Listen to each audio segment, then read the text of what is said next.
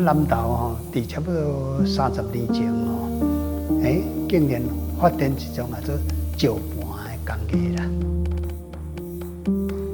然后兴起一个刻菇啦、刻石头菇的方式，这拢是南投开始先发展啦。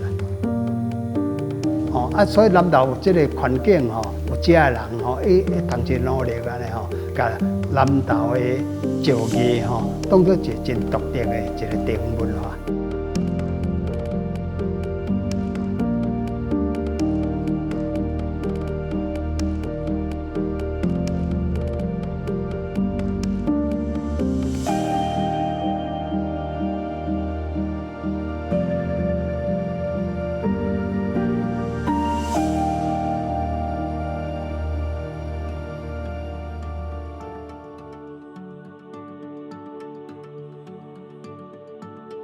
我出世是南投民间，较早时呢，细汉的时阵嘛无了解讲有这个玉石的产业啥物啊。咱就讲迄个天主来自到阮老母，细汉看伊安尼刺绣啦啥的，绣较真成。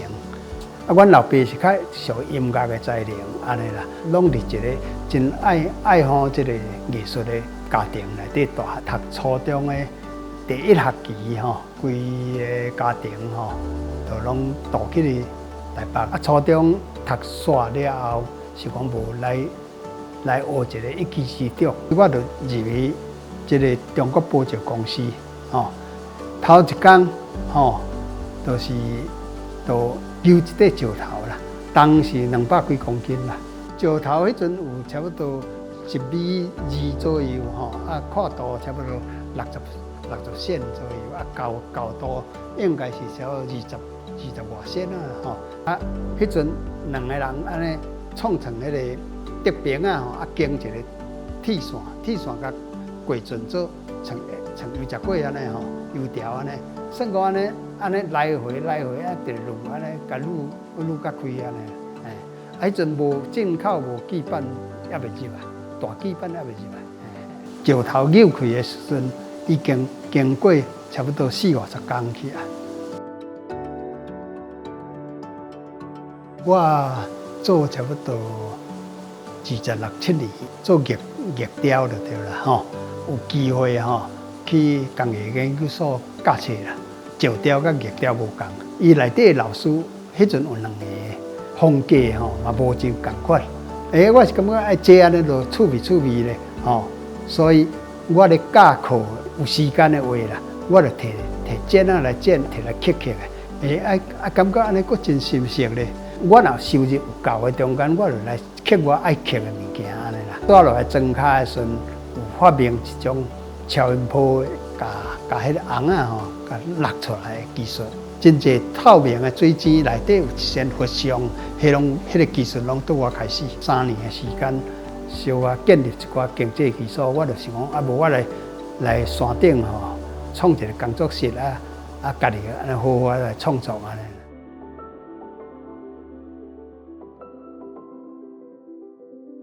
而伊所追求的物件是迄个真宝贵的气质啦。咱玉雕的用石的习惯会变成讲宝也大，剑也重，宝大剑重其实是玉雕的很重要的思考的方式啦，保留它的亮体见它的重就是我们把它拿取的部分不要太多。这个思考会引发你去探索另外一个造型的可能运用到石雕也是用这个观念，这个法则深深的影响我的创作的路线。石头伊的批展有当足丰富，我有当拢利用人石头去器啥物倒迄搭动刀啦，甲这个暗砍条咧，部分是天然的，一部分是人为的，变做讲作品的一个较独特的一个风格安尼，随物复形随着这个物体赋予它形状，背后的思想就是天人两气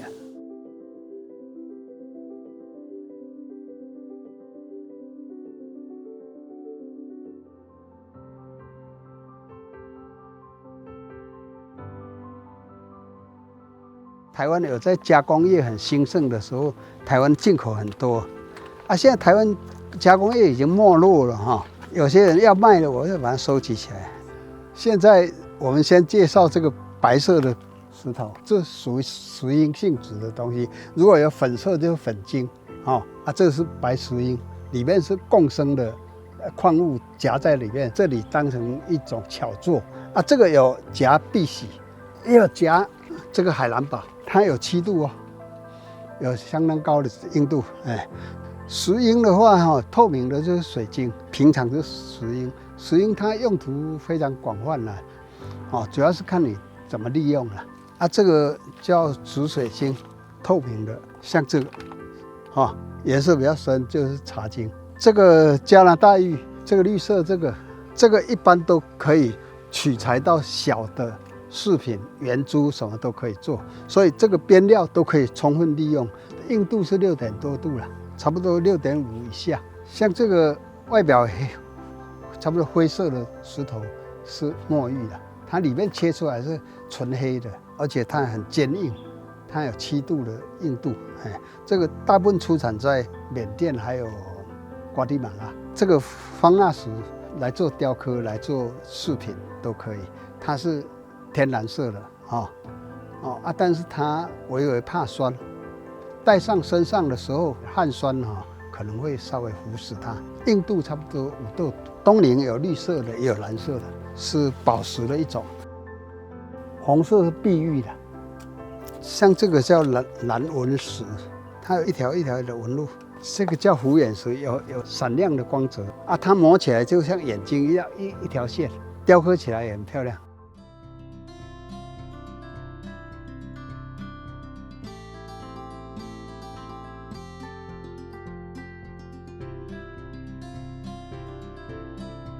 这都是进口的比如说印尼或者大陆的广西啦什么，它有那种特殊的河道比较平缓，就是不是很湍急，所以它在里面，它经过水流千万年之后它就是形成很怪的石头。我都取材这个东西来做。这个来讲这个较平啦，这么平，你会用菜呢，但是伊这个面真直大自然的物件拢加减拢有曲线这边无真直所以看起来就自然。照安尼思考的话，有可能这有一顺必顺，大概方解石的结晶伫内底渗入了，怎黏掉咧？所以到时做开有可能一顺会白顺。你若讲这个角度较尖对吧？主要视觉上面的正面有可能伫这边做重点。那安尼，这个若是做一个兽头，就是动物的头。这个做身躯。那这粒的话照安尼长是真窄啦，你若讲安尼长也无要紧。闪耀的感觉无这个小整理一下，这个长会掉，都真侪想象的空间。若是讲咱这粒石头准备要来利用，可能一时间想袂10分的效果，但是这感觉这样来处理起来，应该会使先甲摕来，一段动都差不多有想法啦。伊这个敢若一个人，这有一幅，有可能一个囡仔面来，对吧？这嘛有可能卖甲去掉。再搁做一个囡仔，安尼就有一个真天然的物件。这是当地的砂岩捡来，但是它还是有一点点突出的地方像这样子，它好像可以发展成狩猎的东西趴下来它身躯比较宽广，可能也可以做成另外一种表现。点缀一下就可以做一件东西这个天然造就的纹路，可能都是经过几万年之后才会形成这个皮层。这皮层如果经过整理之后，打蜡这个是很漂亮的你就可以尽量利用它的高低起伏去做艺术的表现你若行到写实的来，有可能就较限制啦。但是你若讲较艺术的表现，伊佫打破这个限制，了面嘛用扁扁，嘛用大大，吼，主要你处理起来效果会好，安就好啊。这个是台湾的文明的一个记载啦，啊，所以你一定要行创新的路，啊，创新慢慢一直行起来吼，你就有台湾的主体性啊，因为这个产品是明显的看出这是台湾的制作，吼，台湾的人的想法，啊，另外追求你的快乐，你我都做这个物件做甲足欢喜的，伫去食饭，啊，逐工想讲要安怎甲继续这个作品甲完成，吼，这款快乐吼。是伫创作面顶得到的快乐啦，啊，安尼你就这条路你就行开落。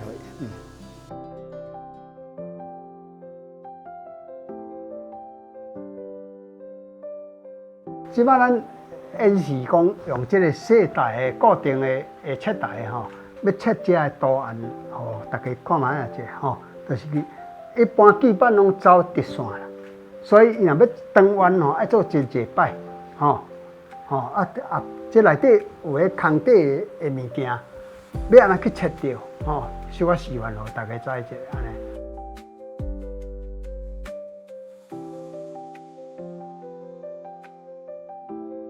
就是咱出力的方式吼，唔好伤紧，伤紧有当会逼哩，吼，有当怎掠去就对啦，吼。若卡使慢慢切，真细致安尼甲切起来。一般拢较无问题，伊第一，这个水嘛爱姜姜有够，水若无够就补水安尼就好啊。因为迄个冷却吼，一定爱靠这个水，无你切伤烧啊，石仔就会变质啊，叶仔会变白啊，啥安尼去啊。咱若来到边缘的时阵，这基本伫遮摸着嘛是会去刮着，所以咱的手吼，拢爱伫这条的平的边啊，安尼万一你若脱手的时阵就袂去切着。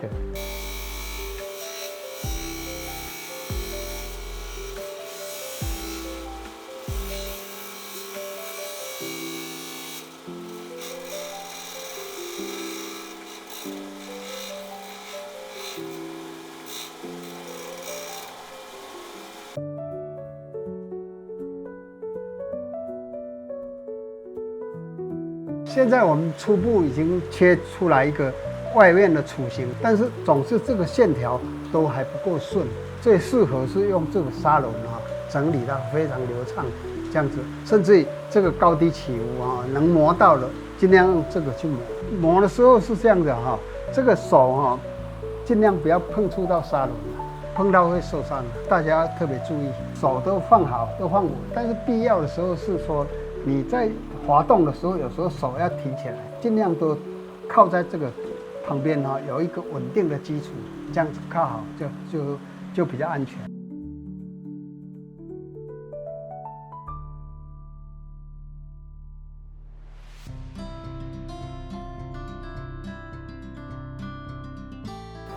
雕刻的针头最基本是这种三角针。所有的画线都是用这个由大到小，几乎是斜的，也是三角，只是它既可以在浅的地方画线，在深的地方也甚至可以开挖东西。这个角度就大一点，这个尖锐就画出来的线就比较细一点，应这个线条的需求，用这么细微的东西也可以。像这种侧面看起来是平的，用来画线最多了宽度也不会很宽。它要转曲线的话，小的曲线它就不大容易，稍微曲线的直线比较好。比如说要刻法师，但是大转弯的话，还是用三角针慢慢把它接起来。因为三角针接触石头的那个深度也不深，0.3mm而已，基本上跟这个平针画出来的线条也差不多了。像这个大的针上还可以下料可以直接把它切下去，把那一块拿起来，或者细微的地方挖的还是比较慢，用这样子切紧致切，到时候把那个料把它用小起子把它挖掉，也是一个方式。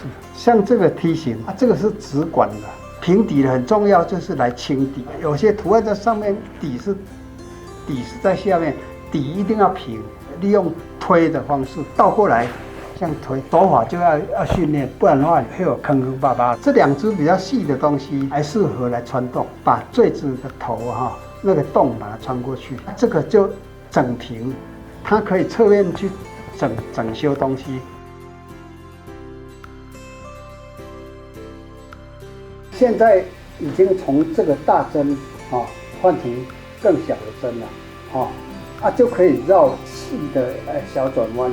一般比较小的陀锯转速都尽量可以快，但效率比较高。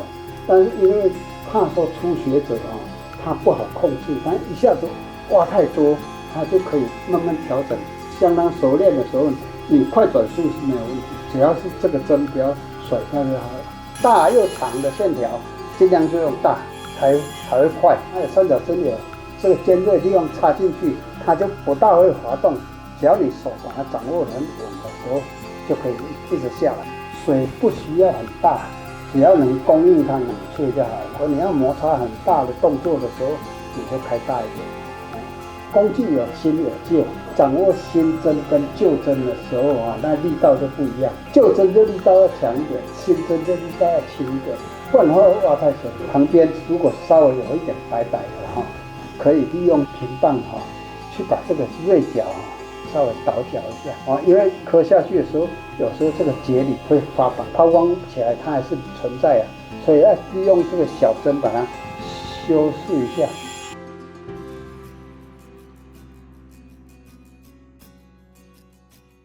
下料的陀针是很多种，要把东西把它磨掉，尽量就面积大的先做，然后再用小的。比如说它这个接触点只有一点一点，不可能说像这样修这么平。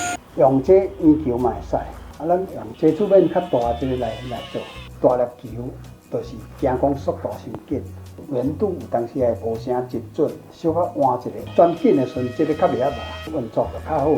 如果要加强线条，可以再磕一次。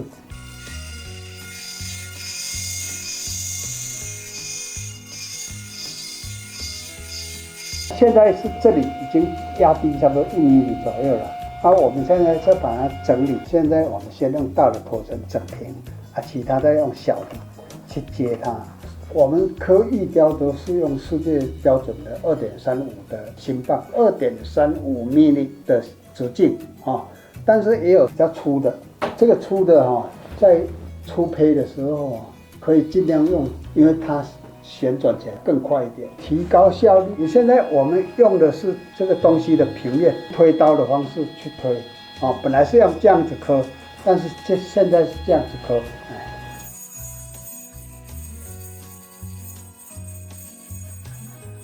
平面在推的时候，因为一直在滑动，不容易把它弄得很平，除非你是用一个机器这个也固定，这个也固定，把它推进去。雕刻基本上是手工，滑动的时候，你每一个角度都有一点小变化，就不容易弄平。基本上你要靠你这个手感，突出的一些点什么，你会感觉得到。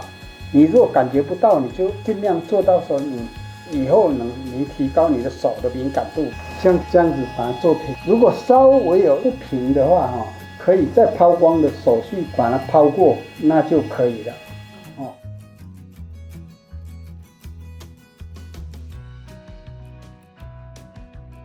它有时候很利于差不多30度左右斜斜的，它就有一个漂亮的曲线出来。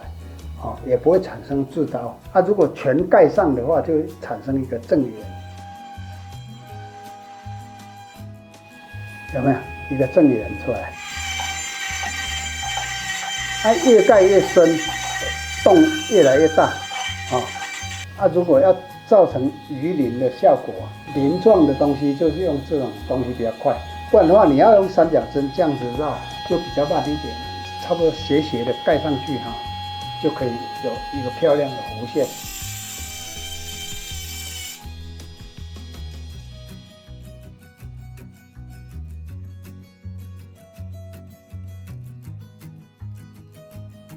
这个平刀有大有小大的就适合画长距离的线。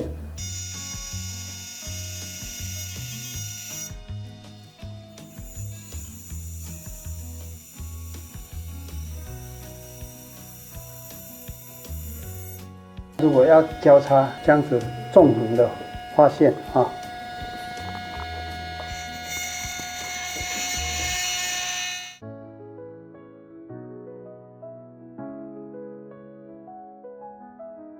比如说我们要做一个龟模，你知道，印柜的龟模，那个就是银雕了。用一团面粉把它盖上去，拉出来就是一个东西的。银雕可能更需要比较稳定的技法，一次刻成才会有好的效果。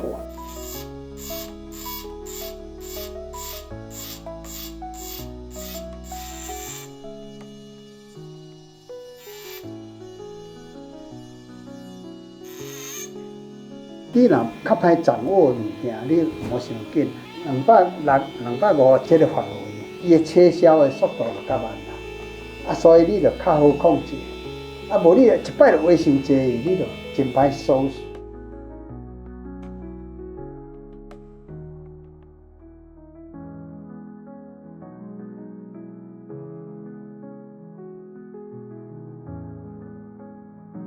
块头比较大的东西要切割，注意人一定要在这里，供水一定要保持顺畅。你不在这里的时候，万一有什么操作上的错误机器会发生问题，就马上把它必须动力把它切掉。切下去有一个拉力会把它拉歪掉，锯片可能会坏掉所以你一定要固定。这个是24寸的锯片如果切还切不够，就把它翻转，翻过来的时候，这个东西可以这样子对刀。如果还不够长，就用这个长的尺，前面要对到，后面也要对到，对到底下原来切的地方了，因为上面已经切了嘛翻转过来就看不到上面了，下面还看得到。有的锯片走的路线调整到上下是对准那个刀左右也要对准，两边切就切断了。现在这个东西摆放正确之后，刀已经移到上方，接着要固定。石头的上下必须都要有木板，才会夹得紧。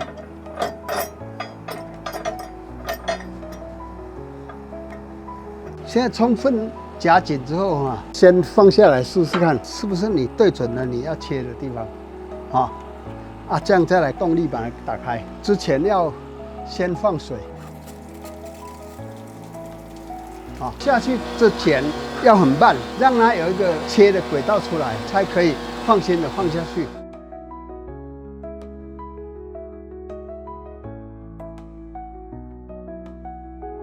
现在即将快要切断了，但是锯片是圆的，中间切断了，两边切不断，所以要前后移一下就可以了。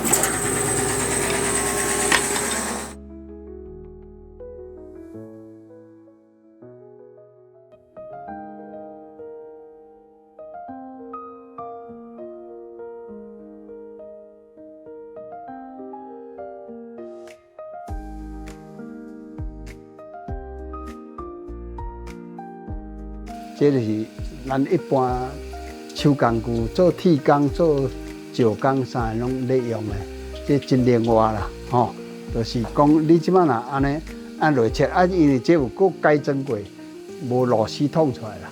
一般你若装落的时阵，才有一个螺丝捅出来，这个有落落的崩起来，这个基本有去经过崩过所以都真好做。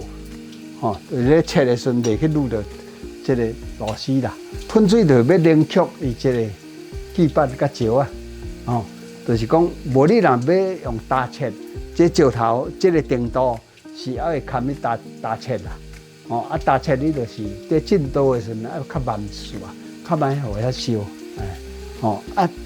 石水用水的话是拢总无伤就对啦。所有的物件若拢用水，第一这基板可能嘛较耐用，切叶啊真定，所以一定爱喷水，才有法度。你若喷甲讲拢迄个足大安尼伊有当时会冲击到你的视，要讲看的视觉就是安尼。所以即摆安尼差不多安尼就好雨鞋是一定爱的若要用水雨鞋就无你会导电。会变做你在做到尾仔来，这个水拢会走入去行做到漏电的时阵变产生危险啦。对水就较不利啦，就是伊会垃圾的伊会喷到遮来，所以有当时久就爱甲切切的，再来用。但是要保护目睭的时阵，有一寡粉屑啦，一寡遐石头油啊，幼粒啊会喷入来，所以用挂目镜保护掉较好。若打坐的时阵，口罩嘛要挂风扇在淡的情况下是较无要紧啦，因为淡都本身粉就是较袂黑鼻烟啦，你即摆一打咧做的时阵是一定要甲抽出去的，无你就倒面来啊。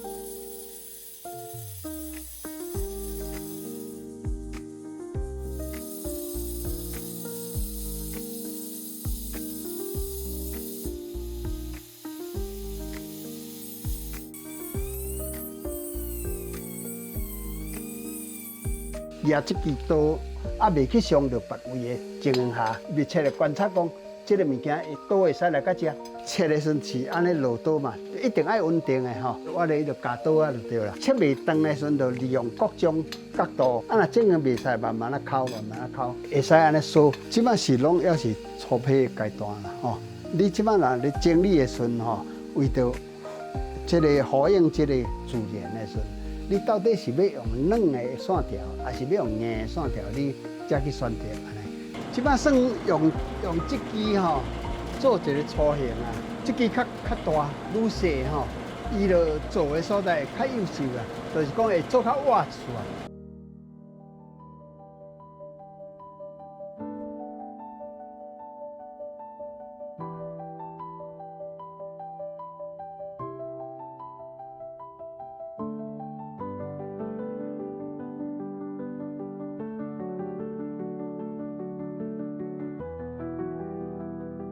本来这里是准备做手伸出来的动作，现在忽然间断掉了。这个是这里面有红红的痕迹，表示这个原来就断了很久了。红红就表示有矿物质渗透进去，因为黑黑的根本就看不清楚。刚好这个手的长度还够，我们就把它藏在袖子里面就好了。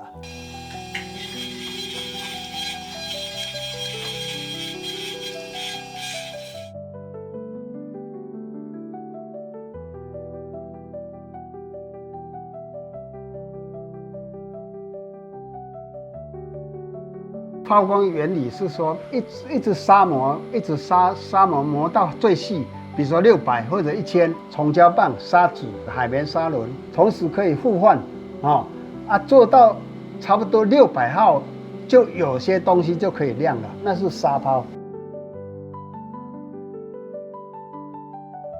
这个都是粉类的，这是粉抛，利用钻石粉大概是最有效率，因为钻石很非常锐利。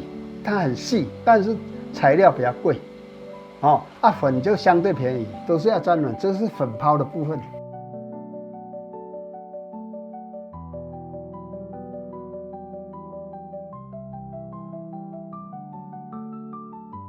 虫胶是一种粘合的东西，它遇热它就软掉，按冷的时候它就又变成固体，刚好可以拿来用作玉雕或者是石雕的抛光用途。我们现在要做虫胶片的示范。这个金刚砂，它有各种号数，从粗到细我们现在在这里的金刚砂叫做120号的金刚砂，在炉子上面炒到很热的时候，适量的虫胶片。把它倒进去，倒到它能和在一起的时候，连成一团，拿出来在凉的地方冷却。比如说在石头上的平板抹上一层油，就把它压成这个片状，就可以代用。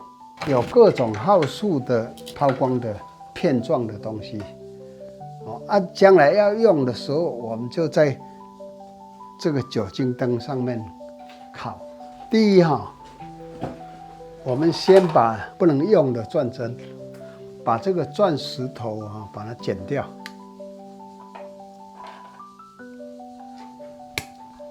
把它剪掉。那么为了牢固，把它磨成四方形的。有些还保留一点点的钻石针没有关系，我们在用的时候小心就好，它抓起来那个牢固力会比较好一点。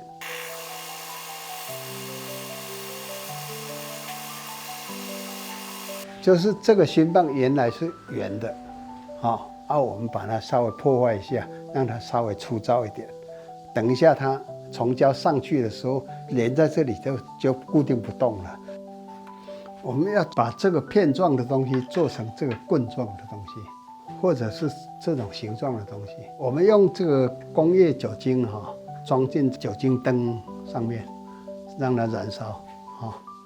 燃烧之后就是要把这个东西把它加热，不能让它产生火苗。产生火苗就可能已经稍微过热或变质。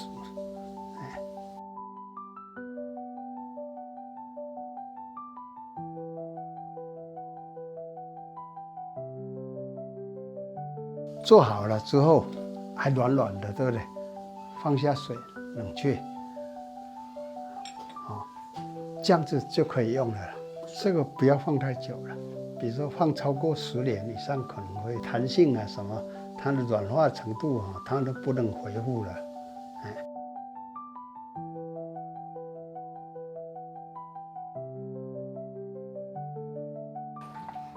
这个物件做海绵砂轮，有高有薄，番号都120番、400番、600番、800番拢有，就是要甲物件逐渐落油。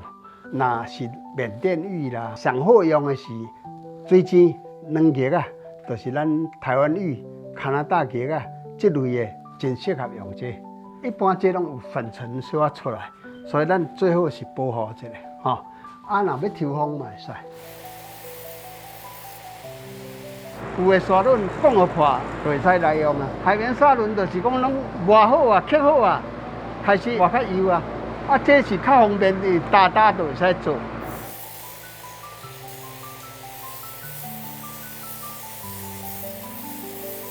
这个海绵砂轮算真直接唔免过固砂纸、夹砂纸，直接倒咧就会使用。但是伊用的范围嘛是有一个限制，就是讲伊有的物件较惊烧的，伊就无适合；也是愈较袂惊的电脑爱用什么物件来撸的时阵，比如砂纸来撸，伊就较赖。这个范围，这就遮大地，所以有的所在慢慢角角嘛无法度。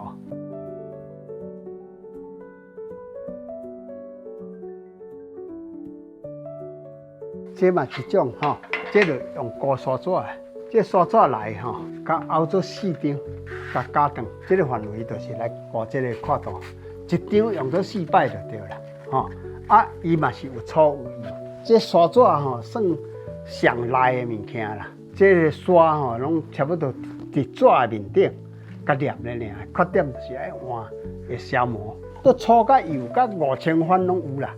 用强力胶甲固咧，就会使来放。对付这种平面的物件，剩空底尔，空底咱咧冲胶棒来敲安落啊。原理就是，因为你刻的时阵拢粗粗嘛，一定爱用粗来放，粗放甲足幼的了，就会使放粉啦。放粉就全规个金起来。通常600番的就会使金啦。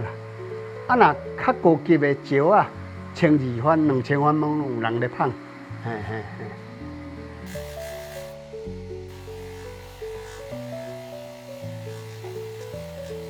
即摆就算做粗开始放，粗通常100就会使，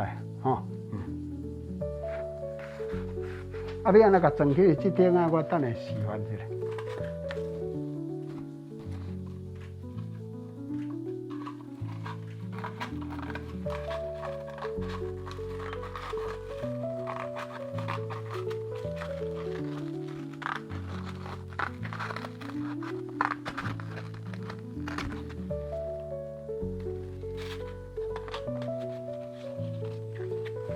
搁安尼对搁加，一地加做4地就对了。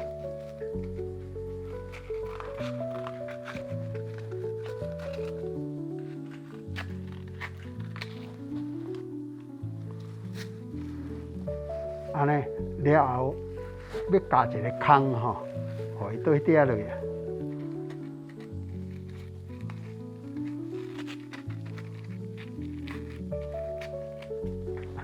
吼，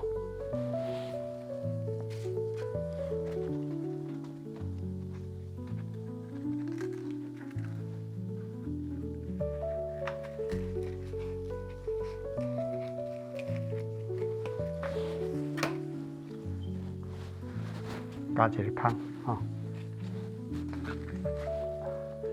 啊，即摆安尼斗吼，第一张的粗面拢伫外口，吼。第二张就搁合倒转来，吼，吼。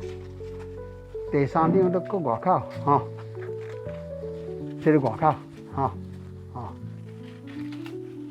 第四张搁这边，吼。第五张。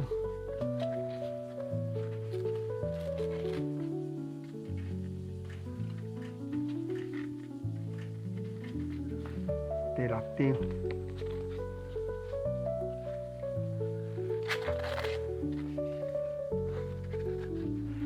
上外口张嘛是粗面伫外口，伫这边外口，甲伫这边外口，吼，都换过来换过去，换过来换过去，安尼在磨的时机会才变紧就对啦，吼。啊，这安尼乱，啊，佫无正圆，即摆就甲先安尼夹安尼，夹安尼，一个夹一个夹，吼，一个夹，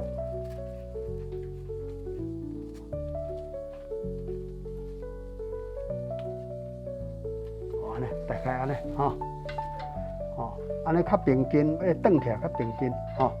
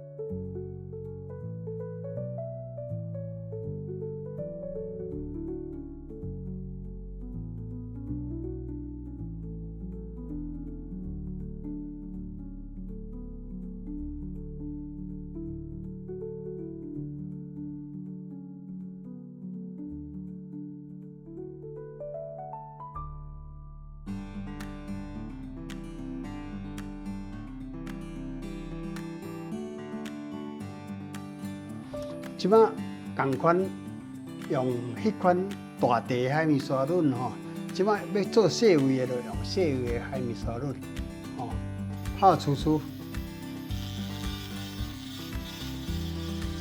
一寡线条内底就使入去，吼，就算三角尖安尼用啊，吼，沙纸吼，加遮细地，差不多一个50块的铅笔遐大地，吼。啊，你中爱落一空，甲扫起来吼，安就过啊，吼，哎，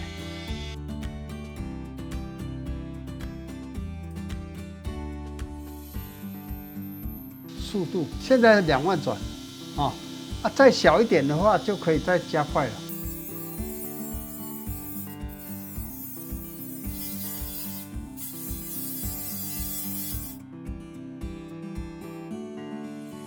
现在就虫胶棒，哦，由粗到细，但是要选择那个材料，有些抛到600就可以了，哦，就不用抛到1000，多耗时间，哦，除非你要抛翡翠啊什么，那就特别精细一点。这个就要水，不然的话会溶解会软掉，修成平整一点，不然的话会抖动，哦，中间是尖状的，对不对？就是很多东西可以进来这里面，这里就可以这样子做，几乎这个动作就很多细微的地方就可以做得到，这里做不到，用推刀这个小地方就可以弄得到。利用这个尖状，甚至还可以把它修成更尖一点，可以利用这个方式把它做得很彻底。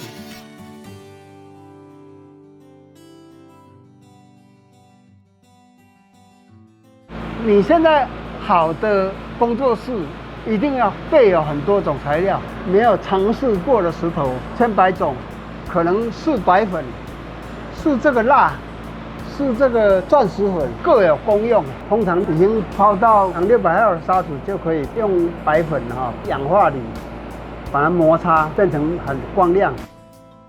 本来的时候就像面粉一样，所以要加水，也不能加得像牙膏那么稠，一半的程度比较好粘。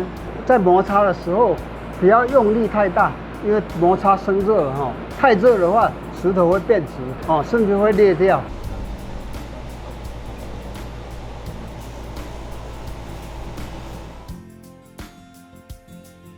抛光的皮革摩擦力跟这种布轮的摩擦力不太一样松软的石头就用布轮就可以了，金属可以抛玉石通通不行，几乎抛不下去。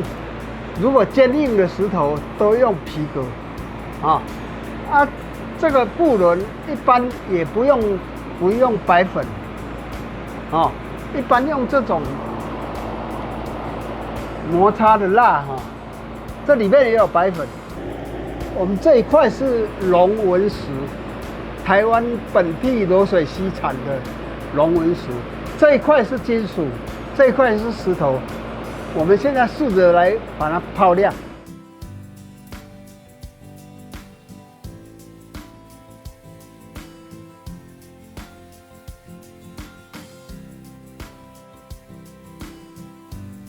抛光是不是很多器材？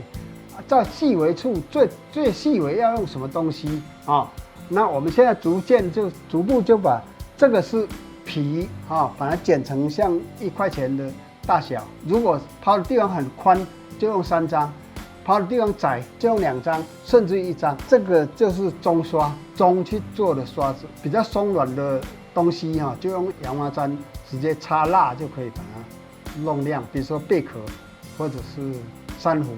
这个是白粉棒，修各种形状，而且它比较耐用。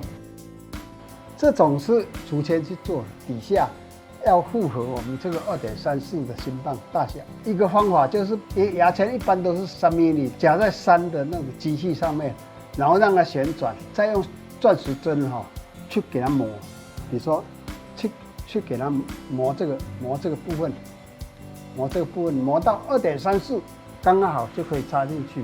甚至于现在还有更新的材料，玻璃纤维如果找玻璃纤维棒不好找现在的进步的雨伞那个骨架都是玻璃纤维，稍微整理成2.34就可以插在这个机器上面，而且很耐用。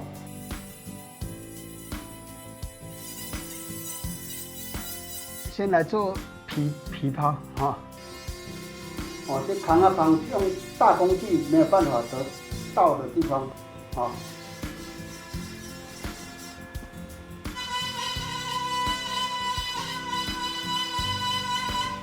就是石头有千百种所以必须要很多抛光的材料到时候下手的时候也可以及时试一下。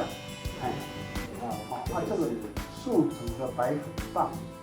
这个是新材料，就是树脂把白粉包在里面，效率差不多。如果效率要提高，你就用钻石粉试试看。钻石粉价钱比较高贵一点所以总是要尽量省材料，用小的笔刷或者每笔集中在抛的地方甚至在抛在旋转的时候粘到芯棒上。竹签直径非常小，那就专门用在这种洞里面，其他东西工具够不到。充分的白粉，充分的钻石粉，慢慢弄，一下也是会亮拎起来哇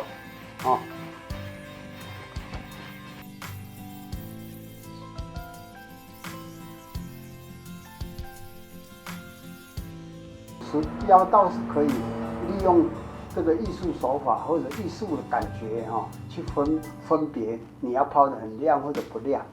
但是玉来讲自古的传统不亮的话，它光泽跑不出来，不是那么鲜艳，所以如果是玉的种属或者宝石的种属细微的处都是要抛到亮。经过这一次的演练大致你自己去体会把它做到最好。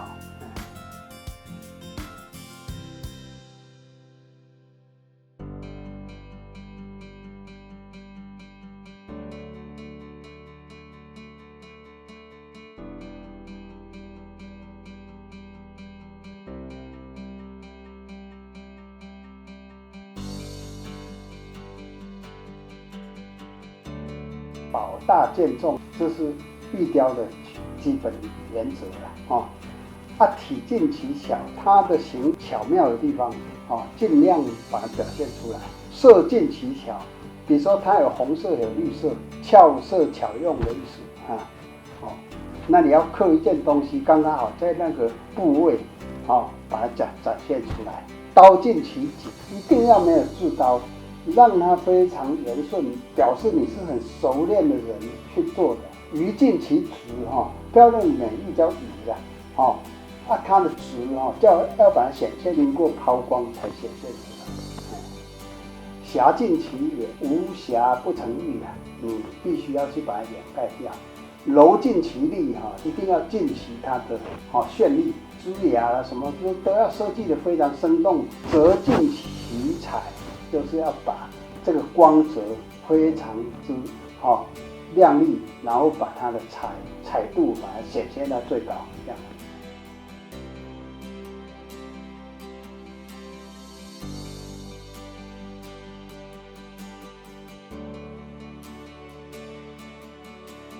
清洗就把石头那个白粉粘在上面的都设法把它清洗。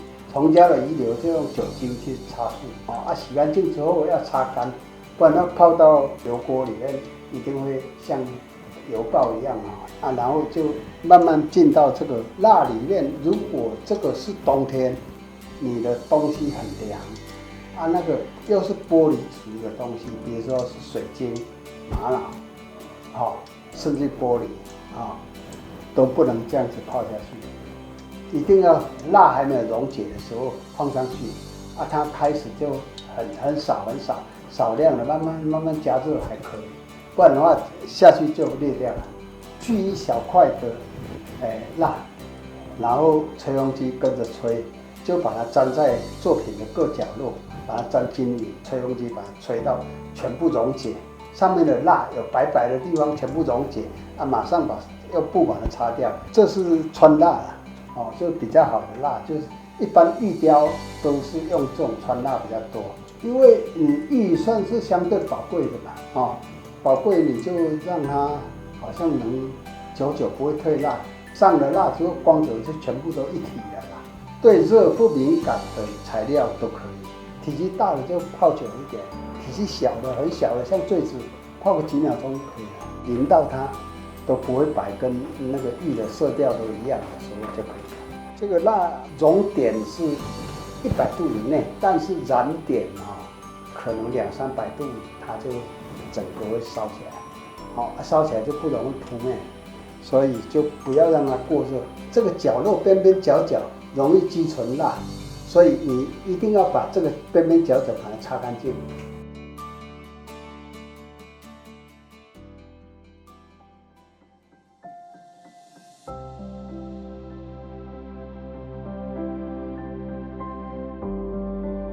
可能我即摆都已经70多岁啊，可能我出生我遐石头嘛用袂了啦但是我嘛袂讲专门去甲变去甲变讲这想法特别突出啦啥物。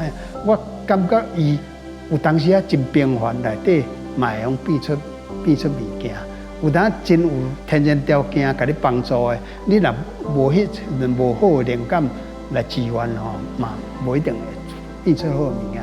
若要创作的物件无一定完美啦，但是我认为可贵是倒位啦？可贵就是讲你较卡手的创作嘛比一个完美的模仿更加可贵啦。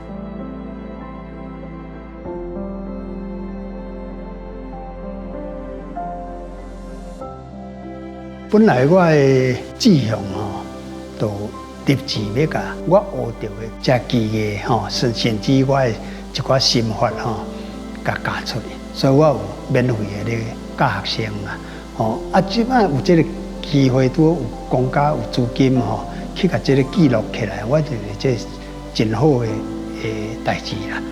人要去追求经纬这个影片去了解这个物件，去开始去爱好这个工艺，这是真重要的意义。